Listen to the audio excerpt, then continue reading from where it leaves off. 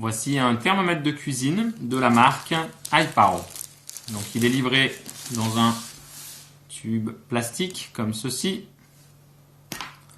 On vient retirer le bouchon et on obtient ici ce thermomètre. Ce thermomètre est donné pour du moins 50 degrés plus 300 degrés avec mémoire de la dernière mesure et puis un affichage permettant de connaître l'état de la pile et de la batterie.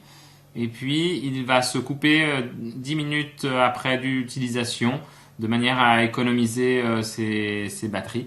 Et enfin, possibilité de changer entre température en degrés Celsius et en Fahrenheit. Très simple d'utilisation, bouton on-off.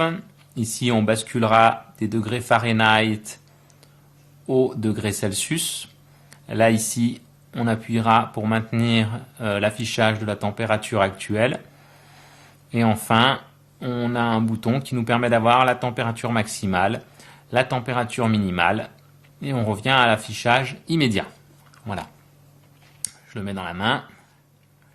Immédiatement, on voit la température qui va augmenter.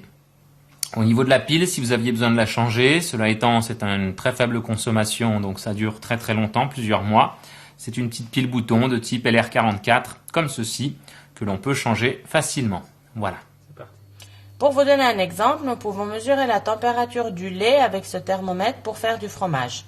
Nous devons amener le lait à une température de 35 degrés.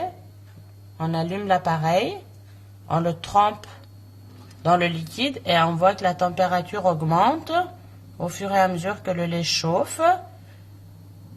Voilà, donc là, hop, on arrête de chauffer parce qu'on est à 35, 36, voilà.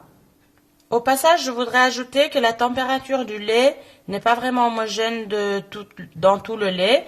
Donc, c'est bien de bien mélanger votre liquide de temps en temps avant de mesurer la température pour connaître la température du lait mélangé et homogène.